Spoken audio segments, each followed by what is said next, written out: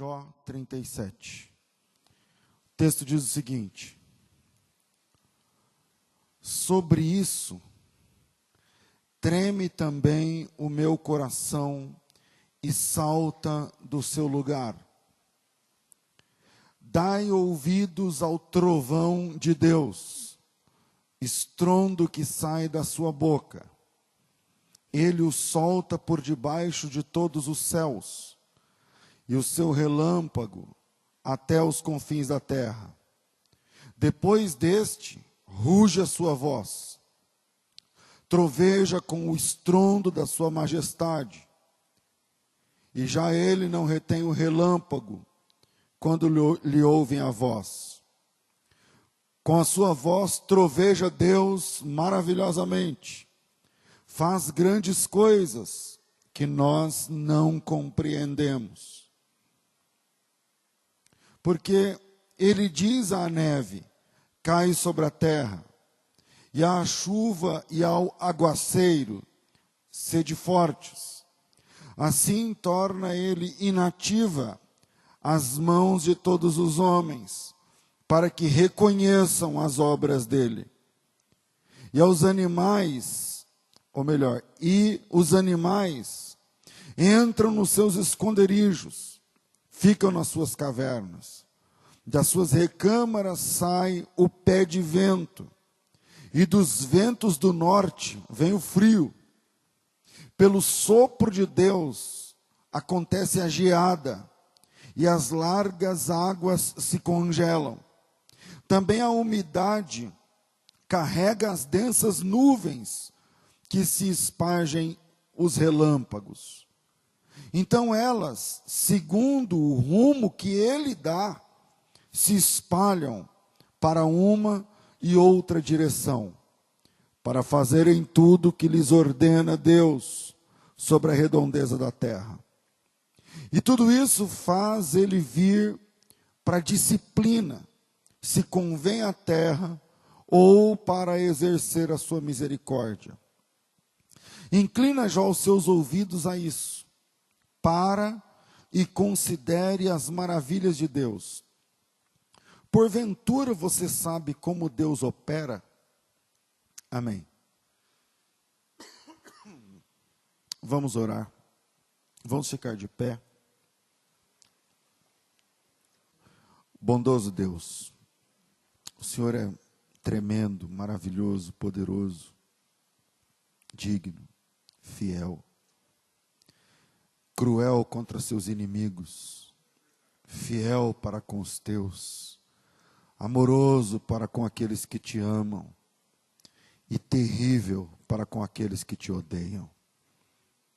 Reconhecemos que o Senhor é grande, Senhor, e peço a tua ajuda para falar sobre o Senhor essa noite, aqui entre nós, que te amamos. Que seja esse um culto de instrução que venha do seu coração. Em nome de Jesus, nos ajuda a conhecermos melhor ao Senhor. Para a honra do teu nome, oramos agradecidos. Amém. Podem sentar. O último versículo, propositadamente, eu li só a metade dele. Por acaso você sabe como Deus opera? Outra versão. Sabes tu como Deus opera? Como Deus trabalha? O que é que Ele faz? Uma rápida introdução sobre teologia. Não é o assunto. Ou talvez seja, né? Enfim, falemos sobre Deus. Mas eu queria falar sobre teologia pura, não teologia com... evangélica, ou teologia arminiana, ou calvinista, não. O estudo sobre Deus.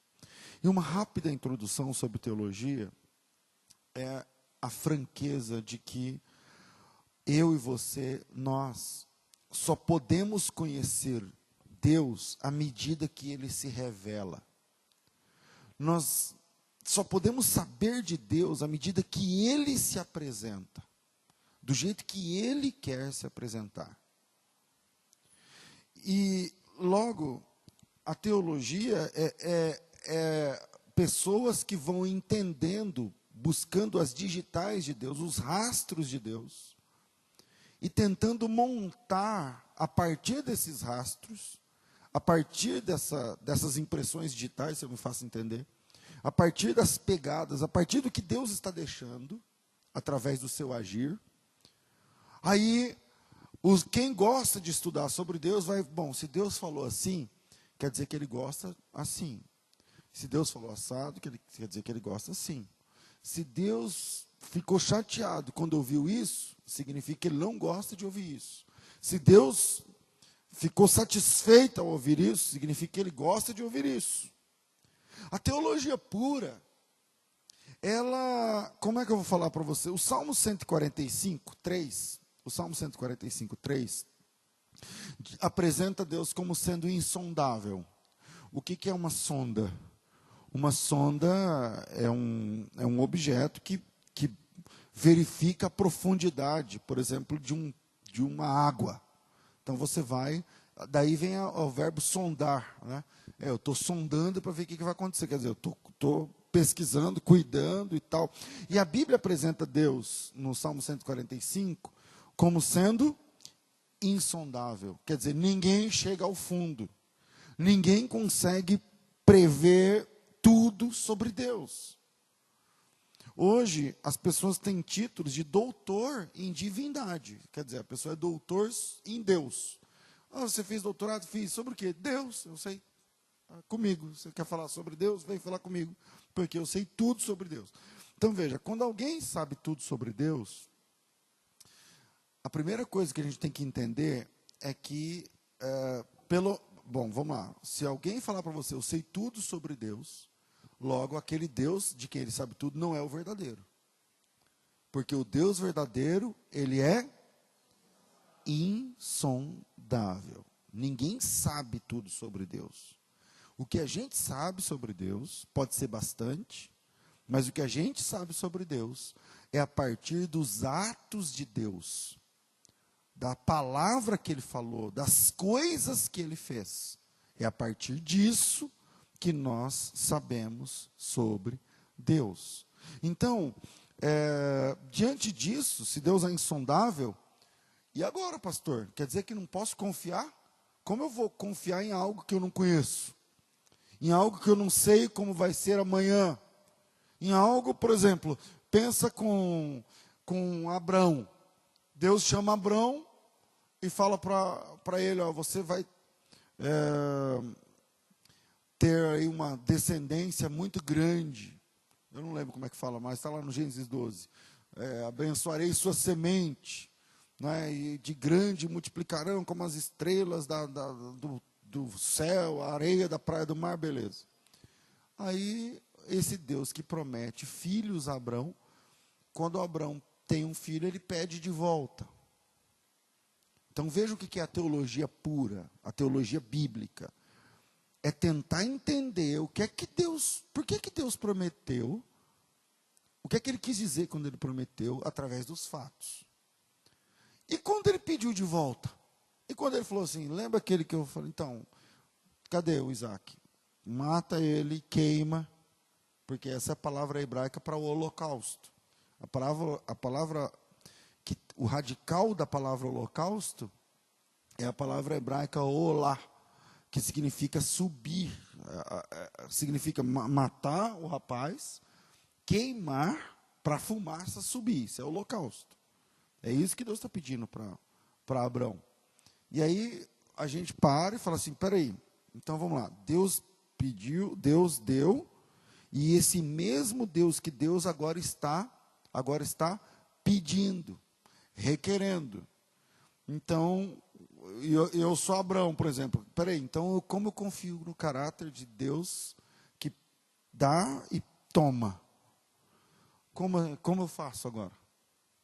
Então, o estudo sobre Deus, o estudo eficaz sobre Deus, só pode acontecer baseado nos fatos, e não no que as pessoas acham, mas no que realmente aconteceu. Porque diante de uma história dessa, que eu falei agora de Abraão, e agora? Como que a gente faz? Como que eu ajo? Como que eu reajo? Então, pela palavra de Deus, nós sabemos algumas coisas. Primeiro, Deus é grande. Os céus é o trono de Deus. E a terra é o lugar onde ele põe os pés. Bom, se ele está nos céus e põe um pé na terra, então ele é grande. Deus é grande. O que nós sabemos pela Bíblia sobre Deus? Que ele é justo. O que nós sabemos na Bíblia sobre Deus? Que ele é poderoso. O que nós sabemos pela Bíblia sobre Deus? Que ele é digno. Deus é digno. Tem a ver com caráter. O que nós sabemos pela Bíblia sobre Deus? Que Deus é fiel. A Bíblia diz que ainda que nós sejamos infiéis, ele permanecerá fiel, não por causa de você. Não é como a música fiel a mim, não. Ele é fiel não por causa de você. Ele é fiel porque ele não pode negar a ele mesmo. É uma questão de caráter dele. A fidelidade de Deus não depende de você. Não depende de mim, não depende de nós. O que mais nós sabemos? Nós sabemos que Deus, ele é misericordioso. Deus é misericordioso. Essa palavra, ela em hebraico é o particípio da palavra hesed. E a palavra hebraica hesed, por exemplo, daí vem a palavra Betesda, tanque de Betesda, de Beit Hesed, ou seja, de Hesed significa misericórdia. O particípio de Hesed, que é a palavra misericórdia, é a palavra Hasdo, que significa o misericordioso. O particípio, como eu vou explicar isso? Como é o particípio em português? O particípio é o autor da ação. Por exemplo, assassino é o particípio do verbo assassinar. É o autor da ação. Então, quando a Bíblia chama Deus de misericordioso, ele é o autor por detrás de toda misericórdia. Deus é misericordioso, e eu sei que ele é misericordioso porque a Bíblia diz, mas não só porque a Bíblia diz, porque a Bíblia também mostra. O que mais? A Bíblia diz que Deus é bom. O que mais que nós podemos saber sobre Deus? Deus é único, não tem par. O que mais que nós sabemos sobre Deus? Deus é terrível nas suas obras. Quando a gente fala isso em português, parece que, pastor, como assim Deus é terrível? Parece que ele é um implacável, bravo, que está destruindo. Não é isso. Não é isso. Quando a Bíblia fala terrível, eu estou dizendo maravilhoso, poderoso, tanto para fazer o bem quanto para destruir. Deus é terrível. Uma vez, eu estava orando, não sei se foi a Vanessa que falou para mim, você falou Deus terrível, como? Não foi não, né? Foi algum irmão que falou para mim, eu nem estava pregando, eu nem falei sobre isso no púlpito, mas eu, orando, Senhor, o Senhor é terrível, glórias ao teu nome e tal. Aí a pessoa falou assim, mas o Senhor falou que Deus é terrível. Eu falei, peraí, mas, então, Deus é bom, sim ou não? Mas dele também vem a calamidade. O que diz Isaías 45:7? Eu faço o bem e crio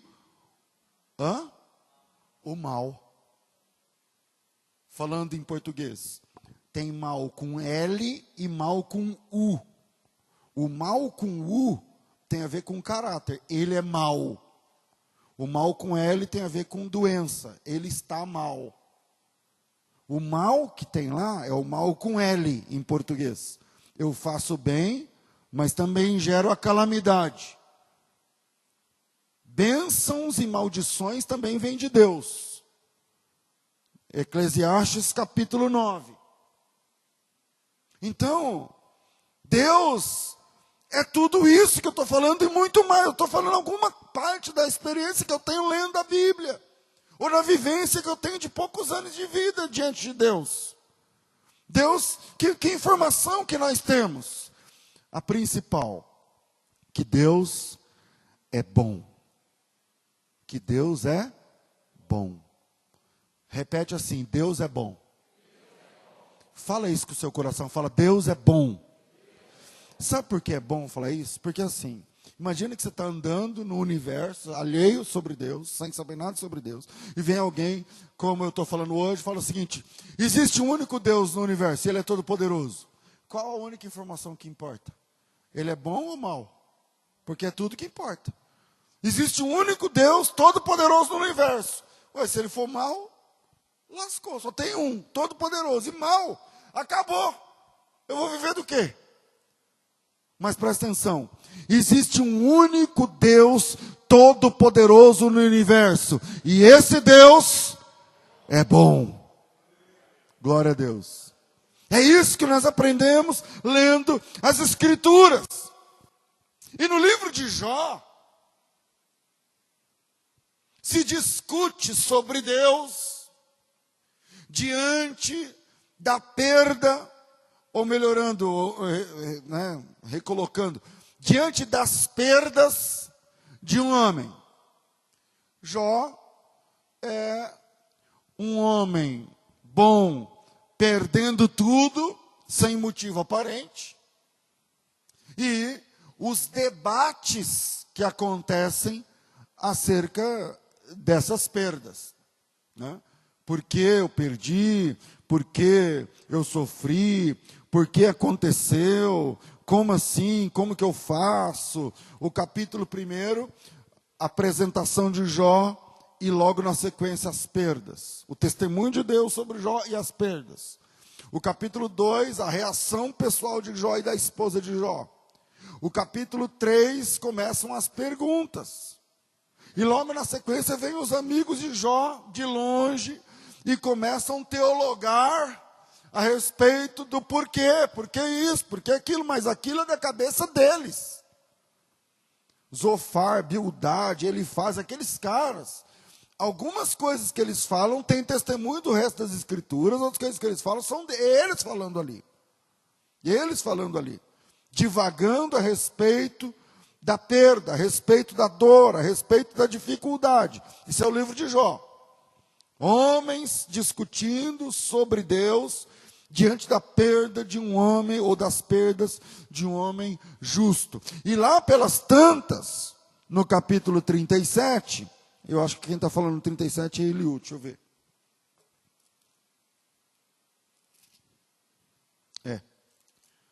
E lá no capítulo 37, um desses amigos de Jó, ele fala uma verdade muito interessante. Ele fala o seguinte: a gente sabe tudo sobre Deus, a gente sabe como Deus opera, a gente não sabe o caminho do vento, que a gente sente, a gente não sabe como é feito o vento, a gente sabe que quando vem do norte vem frio. Esse é o testemunho deles lá no Oriente Médio, essa é a percepção. Para nós, quando vem do sul, é que é frio, mas porque a gente está em outro hemisfério, é só inverter os polos. E aí, a gente não sabe o caminho das nuvens. A gente não sabe. Então, Jó, você sabe como Deus trabalha? Que é o capítulo 37, versículo 15. Por acaso você sabe como Deus opera? Por acaso você sabe como Deus trabalha? Você sabe como que se forma os ossos na barriga da que está grávida?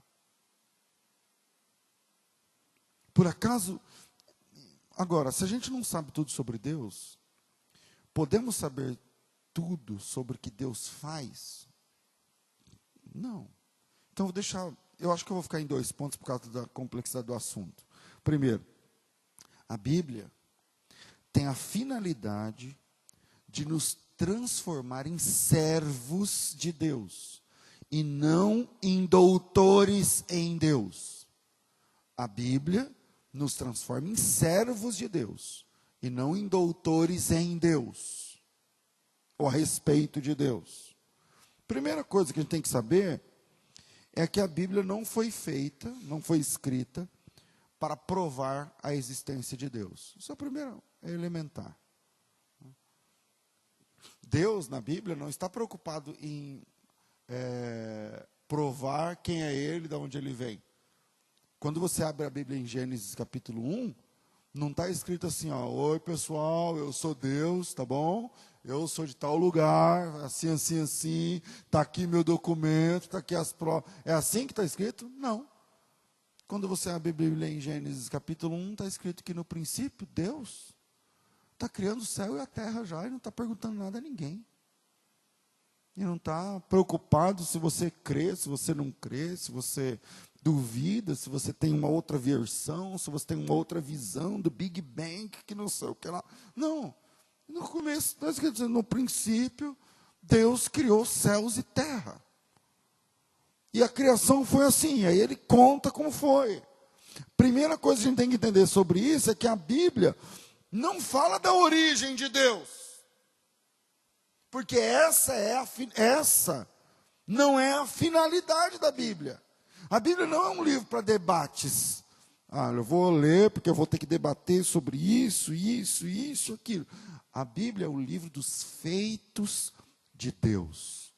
As obras gloriosas, terríveis ou maravilhosas que Deus faz, que Deus fez. E essas obras nos deixam pistas. E são essas pistas que nós estudamos. São essas pistas, né? Quando ele criou Adão, e ele deu uma ordem para Adão. Ele falou, opa, tem uma ordem aí. Se Deus mandou fazer assim, assim, assim, significa que essa é a vontade dele. Então, temos aqui alguma coisa sobre a vontade de Deus. Deixa eu anotar. O que é teologia sistemática? É quando você busca todas essas pistas em todos os livros da Bíblia e você organiza por assunto. É só isso. É só isso. Aqui falou de amor. Aí lá em Apocalipse também fala de amor. Então, ao invés de eu ficar estudando de Gênesis até Apocalipse, eu pego o tema amor e vou vendo em cada texto o que a Bíblia diz a respeito. Aí nada mais é do que a teologia sistemática. E a Bíblia é o livro onde essas pistas, esses atos, esses fatos, esses acontecimentos a respeito de Deus, vai nos deixando migalhas, vai nos deixando pistas a respeito de quem é Deus. Logo, nós conhecemos Deus, sabemos sobre Deus, meio que de trás para frente. Não é da origem até aqui, não. É daqui, conforme a gente vai percebendo, sentindo, recebendo, vendo, testemunhando, percebendo nas Escrituras, aí nós vamos voltando,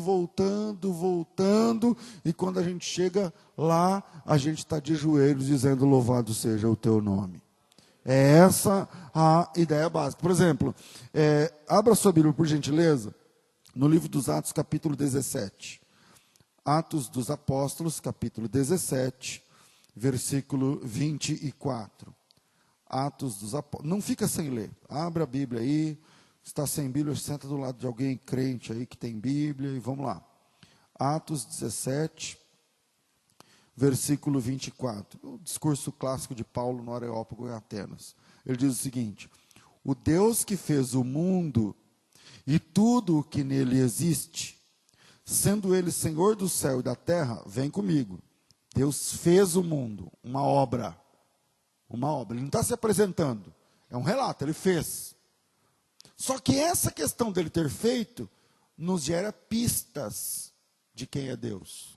Fez o mundo, tudo que nele existe. Sendo ele Senhor do céu e da terra, não habita em santuários feitos por mãos humanas.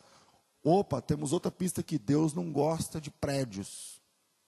Aí segue, ele também não é servido por mãos humanas, como se precisasse de alguma coisa. Temos outra pista aqui, opa, não é uma estátua que precisa dos homens para apoiar.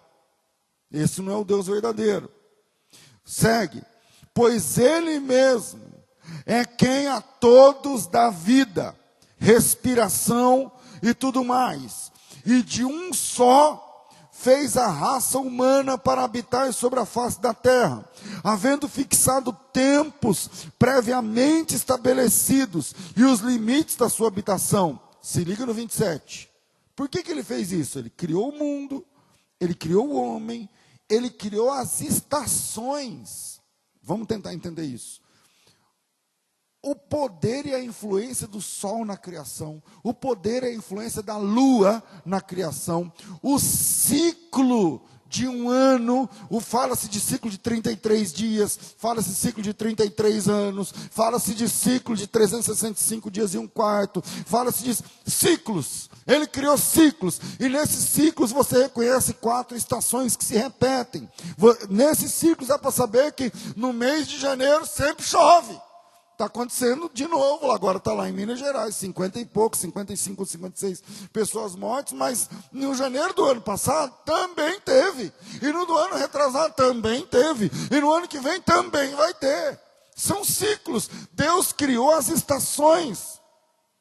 Então, o que o apóstolo Paulo está dizendo é o seguinte: Deus não criou apenas o mundo, Deus não criou apenas o homem e colocou no mundo, Ele criou o sistema sobre o qual o homem é regido, os poderes do mundo sobre o homem. E agora o 27. Por que ele fez isso?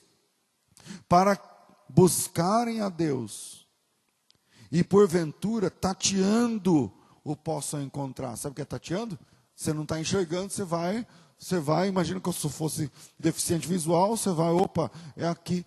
E essa criação de Deus, o tempo, o espaço, a matéria, as estações, essa criação de Deus serve para que o homem vá encontrando pistas sobre Deus.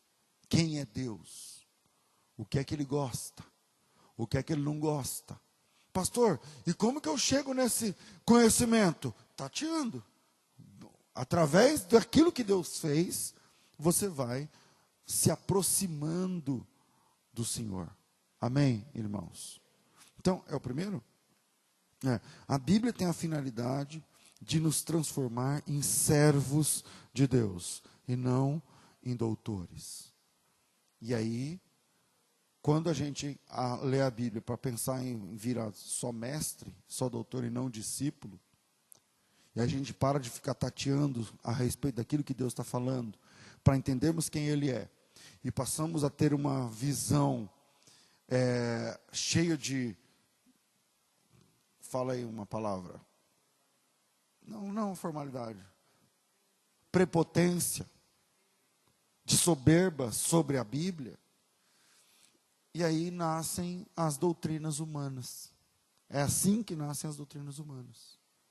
E aí hoje, você deve ter gente assim na sua rede de amizades.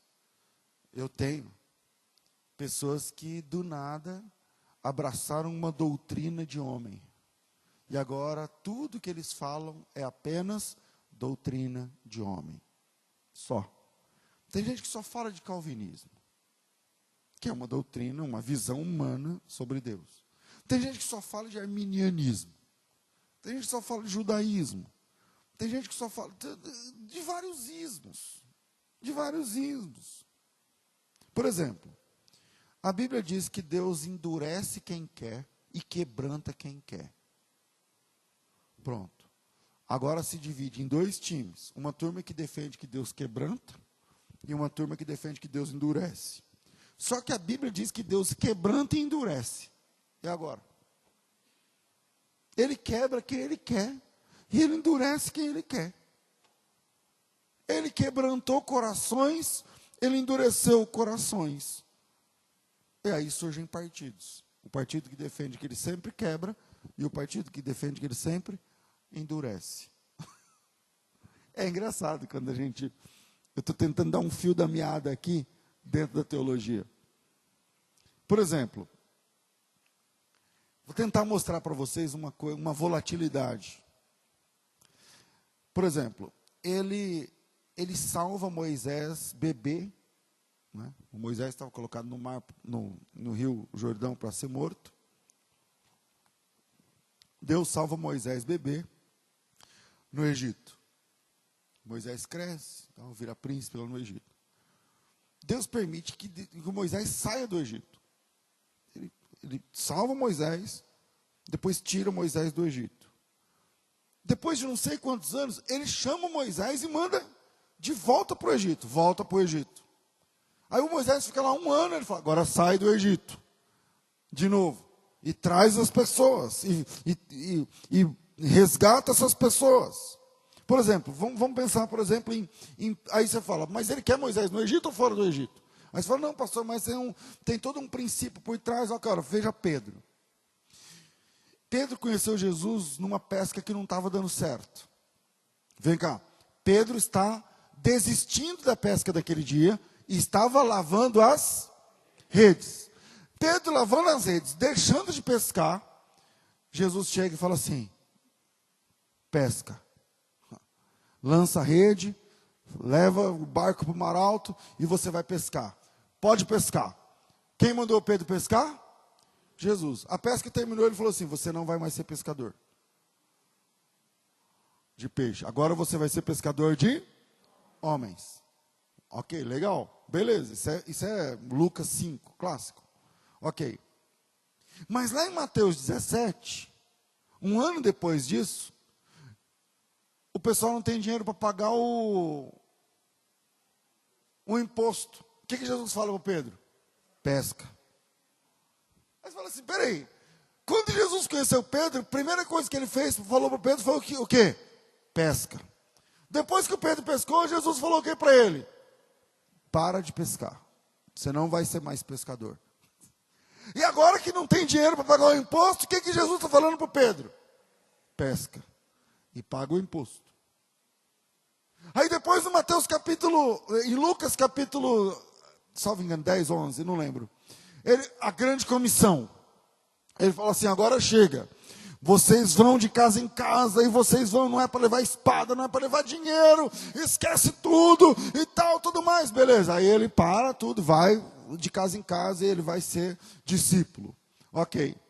Aí um dia Pedro negou Jesus, Jesus morreu, ressuscitou, tudo mais. E aí Pedro está lá no mar da Galileia fazendo o quê? Tentando pescar. Não estava funcionando. E aí Jesus, de lá da praia, pergunta para o Pedro, tem peixe? Aí o Pedro falou, não. Ele falou, então pesca. Não é? Lança a rede para o lado direito, pesca. Aí o Pedro pescou.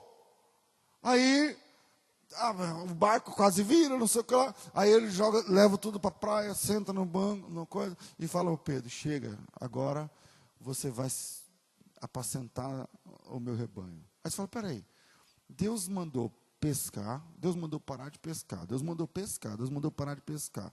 Aí agora Deus mandou pescar. Aí no fim da pesca, Deus falou assim, tá bom, agora você me ama. Eu vi o que aconteceu, mas o que importa é o seguinte, você me ama.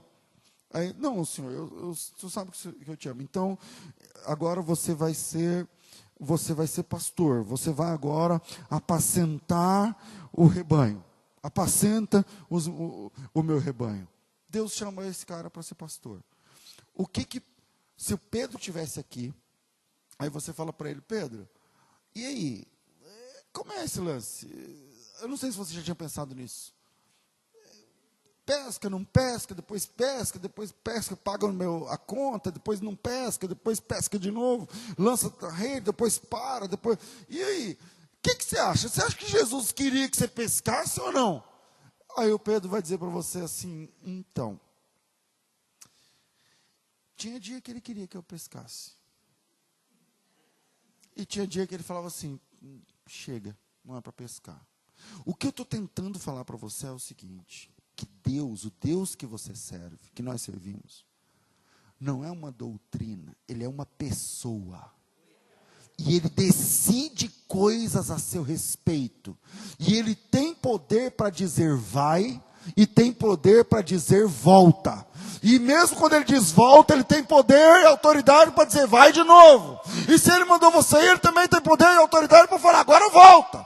E se ele mandou você voltar, ele tem poder e autoridade para dizer vai de novo, volta de novo, vai de novo. Porque o que importa é que enquanto você vai, enquanto você volta, mesmo sem entender, Deus está traçando lições preciosas, profundas, que vão moldar você e transformar você numa pessoa mais parecida com Cristo.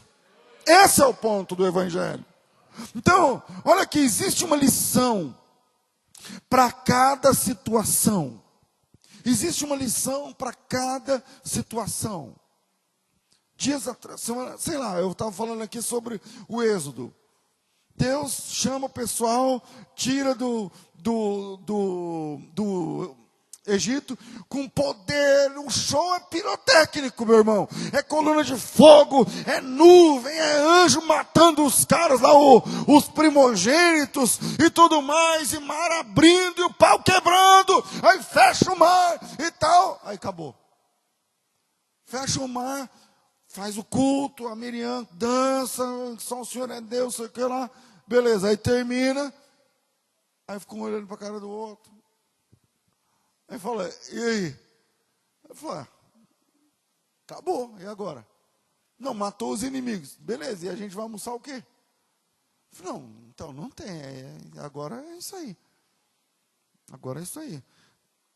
Então, glória a Deus, só o Senhor é Deus, que maravilha, mas a gente vai comer o quê? Escuta com a tua alma essa mensagem, tá? Glória a Deus, o Senhor fez, mas nós vamos comer o que amanhã? Aleluia, o Senhor é maravilhoso, eu creio que o Senhor é maravilhoso, eu vi a nuvem, eu senti o calor da chama de fogo, eu vi o mar abrir, eu vi o mar fechar. E como é que eu pago o boleto amanhã? E agora? Aí, Êxodo 16, foi o texto que eu falei, né? Aí o pessoal falou, mas e agora, como que nós vamos comer? Aí Deus fala para Moisés, não, fala para eles que eu vou fazer chover pão. Aí os caras falaram, estava precisando mesmo, hein? O meu eu quero recheado. O meu, eu quero doce, eu quero a rosca, eu quero o meu salgado com calabresa. Não, calabresa lá não pode, tudo bem. O meu eu quero assim, assim. Beleza, no outro dia, ao invés de pão, o que tem? Maná. Sabe o que é o maná? Tipo um pó, um negócio miúdo assim, não é um pó, é uns negócios, tipo umas escamazinhas assim e tal. E aí o pessoal fala, o que é isso? Que eu falei, é a palavra maná em hebraico. O que é isso? Maná significa, o que é isso? E aí Deus falou assim, então, isso daí é o pão. Eu falei, mas caramba, como que eu faço? Não, você raspa isso aí. Imagina que tudo isso aqui, você raspa, você junta, dá, sei lá, 20 gramas. Eu falei, o que eu faço? Eu falei, junta uns 2 quilos. E aí você leva para casa, mistura com sal, com azeite. Você não queria o doce? Põe açúcar. Você não queria o salgado? Põe o negócio. Põe o sal. Mistura, faz uma massa. Eu sei que isso daí vira pão. No fim vai para o forno e dá para comer e alimenta, funciona. E eu estava dizendo que Deus dá pão em forma de condições. Ele não dá o pão assadinho do jeito que você quer, mas Ele te dá as condições que aquela situação vai fazer virar pão. Então Deus, nas situações, nos perdes e ganhos da vida, nos altos e baixos, Deus está ensinando, doutrinando aquelas pessoas. Existe uma lição em cada situação. Na luta, Ele ensina. Na perda, Ele ensina. Josué capítulo 6, eles perderam uma batalha. Veja uma perda. Eu não lembro agora, parece que uns 20 ou 30 morreram. Entende? É uma perda mesmo, perderam a batalha. Ganharam de Jericó, venceram, tripudiaram sobre Jericó e perderam de Ai. Jericó é uma cidade de 10 mil habitantes, fortificada. Lá em Jericó, quando você entra na cidade de Jericó, quem for um dia, está escrito bem-vindo a Jericó, a cidade mais antiga do mundo. Você está entendendo? Aí eles vencem Jericó e é como se fosse assim, os caras vencem, sei lá, Campinas e perdem para, como é que chama a cidade do Neto aqui, do jogador? O Santo Antônio de Posse. É mais ou menos isso aí. Domina Campinas e perde para Santo Antônio de Posse. É mais ou menos essa base aí. Vencem Jericó e saem correndo diante de uma vila. Perderam. Mas por que perderam? Porque Deus queria ensiná-los na perda. Aí tem o deserto. Deus queria prepará-los no deserto. O irmão está entendendo? A irmã está entendendo? Pastor, eu estou sofrendo assim, assim, assim, e eu não entendo por que eu estou passando por isso. Pedro também não entendia. Pesca, não pesca, pesca, não pesca, vai, não vai. Falou, meu, e aí? Então, a vida cristã não é muito de entender, é de servir, é de obedecer. Ele falou, vai, vai. Ele mandou parar, pare. Ele mandou continuar, continue. Ele mandou doar, doe, faça. Apenas continue, só vai, apenas siga. Ser um seguidor, Jesus disse, se vocês tomarem a cruz de vocês e me seguirem, ser seguidor significa apenas seguir. Abacuque capítulo 2, versículo 20. O Senhor está no seu trono, calem-se diante dele toda a terra. Essa é a Bíblia. Segundo, o Senhor que nós servimos é simplesmente o alfa e o ômega. O Senhor é simplesmente o alfa e o ômega. Eu vou falar ômega e não ômega, que é o certo, porque no Brasil o grego não suporta proparoxítono. Nenhuma palavra grega começa com a primeira sílaba forte. Logo, não é ômega, mas omega. Não é ágape, mas agape. Enfim. Mas como eu aprendi falando ômega, eu vou falar ômega mesmo. O Senhor que nós servimos é o alfa e o ômega. Eu vou ler uma dessas referências. Eu vou escolher aqui Apocalipse 21. Abra a tua Bíblia em Apocalipse 21. Apocalipse capítulo 21. Diz assim: vi novo céu e nova terra. Aleluia. Pois o primeiro céu e a primeira terra passaram, o mar já não existe. Vi também a cidade santa, a nova Jerusalém que descia do céu, da parte de Deus, ataviada como uma noiva adornada para o seu esposo. Então ouvi uma grande voz vinda do trono, dizendo: eis o tabernáculo de Deus com os homens. Deus habitará com eles. Eles serão povos de Deus, e Deus mesmo estará com eles, e lhes enxugará dos olhos toda lágrima, e a morte já não existirá, já não haverá luto, nem pranto, nem dor, porque as primeiras coisas já passaram. E aquele que está sentado no trono disse: eis que faço novas todas as coisas. E acrescentou: escreve, porque essas palavras são fiéis e verdadeiras. Disse-me ainda: tudo está feito. Eu sou o alfa e o ômega, o princípio e o fim. Eu, a quem tem sede, darei de graça da fonte da água da vida. O vencedor herdará estas coisas, e eu lhe serei Deus, e ele me será filho. Jesus Cristo é o início e o final. Jesus é o princípio e o fim. Ele é o alfa e o ômega. Em Apocalipse capítulo 21, por exemplo, se a gente pensa comigo o seguinte: quando Jesus perguntou quem estava assolando a vida daquele gadareno, em resposta o demônio disse: legião. É só para uma questão de conta que eu queria fazer. Uma legião é uma palavra vinda do militarismo. É um pelotão, é um destacamento de 6.000 soldados. Né? Falando isso, significa que podia estar naquele corpo 6.000 demônios. Tá certo? Pastor, qual que é o tamanho de um demônio? Qual que é o tamanho de um anjo? Como que se abriga no corpo de uma pessoa tantos demônios? Né? É do tamanho de uma bactéria? É do tamanho... que tamanho é isso? Como funciona? Nós estamos falando de mundo espiritual. não de matéria física. Na matéria física, 2 corpos não ocupam o mesmo lugar no espaço. No mundo físico, 2 corpos não ocupam o mesmo lugar no espaço. Mas nós não estamos falando de matéria. Nós estamos falando de algo espiritual. Eu estou falando isso porque tem gente, os céticos, se você pensar bem, a Nova Jerusalém é pequena. A Nova Jerusalém é pequena. Bom, bora fazer uma conta básica. A gente está no capítulo 21, vamos ler o versículo 15. Aquele que falava comigo tinha por medida uma vara de ouro para medir a cidade, e as suas portas, a sua muralha.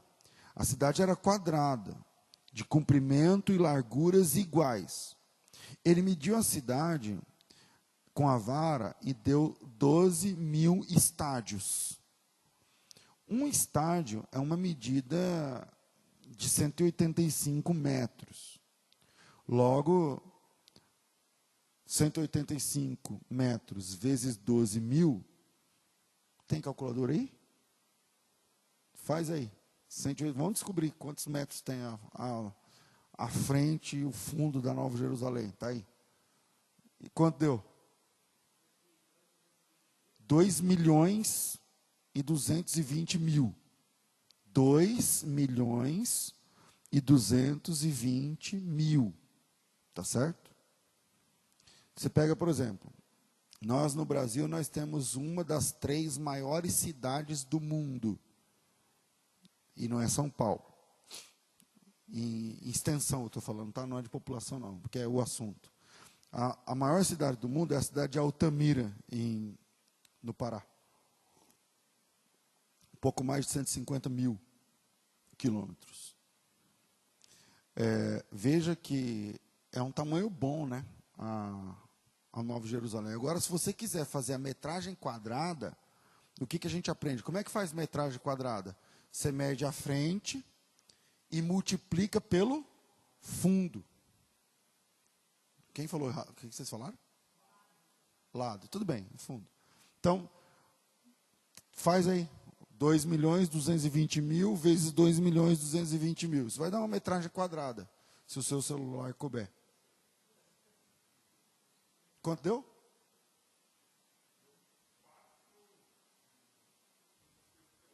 Como? Deu uma. Então é erro. Deu erro. Arruma outra calculadora aí. Tem? Calcula. Tem? Não dá, né? Então veja. Eu só quero falar assim para vocês. Cabe, viu, irmãos? Cabe, não é pequeno não. Está funcionando. Deus está no controle. Ele é o alfa, ele é o ômega. E a Nova Jerusalém cabe você. E a Nova Jerusalém espera você.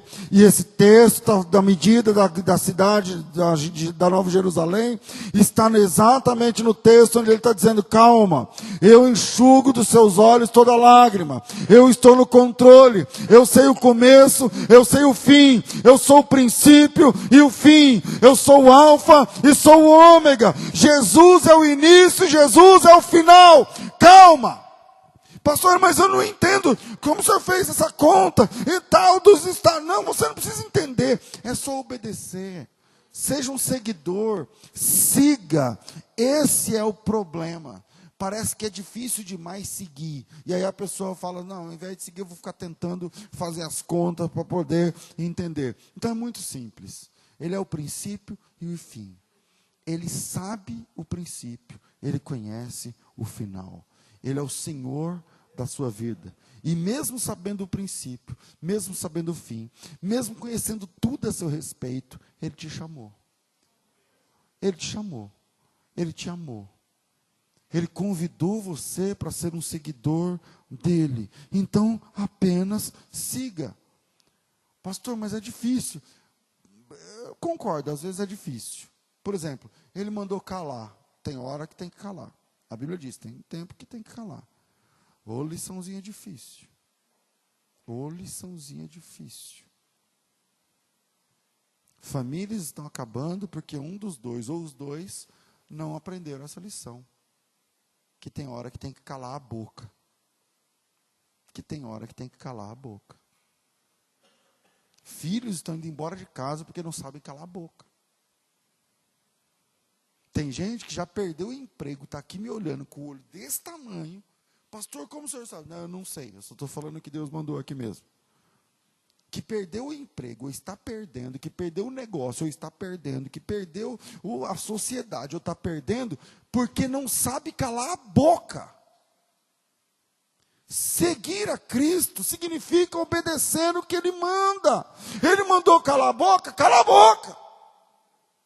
Cala a boca, pastor, mas é difícil. Eu concordo, às vezes Jesus pede umas coisas para nós que é difícil. Mas se Ele mandou calar a boca, cala a boca, irmão, um pouco. Vai perder tudo, porque não fecha a boca. Ele mandou perdoar. Perdoa. Ele mandou perdoar, perdoa. Ai, pastor, é tão difícil. Espera aí. Quem te mandou perdoar é o Alfa e o Ômega. Não é uma doutrina humana. É aquele que sabe o começo e aquele que sabe o final. E se ele mandou perdoar agora, perdoa agora. Porque quem mandou é o Alfa e o Ômega. É o princípio e o fim. E se ele mandou perdoar é porque lá no final tem a ver com alguma coisa daquilo que ele está mandando agora. Ah, pastor, ele mandou ir, eu não fui. Então vai. Então vai. Ah, ele mandou voltar. Volta. Volta. Ah, ele mandou doar, então doe. Ele mandou fazer, faça. Ele mandou continuar, continue. Ele mandou. Esse é o princípio básico da fé cristã. Pedro, pesca. Beleza? Joga a rede, pesca. Pedro, não pesca. Tá bom, o senhor acabou de mandar eu pescar. Agora não posso pescar, beleza? Vamos aí. Vamos aí. Pedro, pesca, e pega o dinheiro e paga o negócio, e paga a minha também. Isso é Jesus, em Mateus 17, 20 alguma coisa. Tá bom, vai lá e pesca um peixe. Aí ele vai lá, joga, o primeiro peixe que vier, vai funcionar para você pagar a conta. Sabe o que me apaixona em Cristo? Porque Jesus Cristo é um carpinteiro do interior.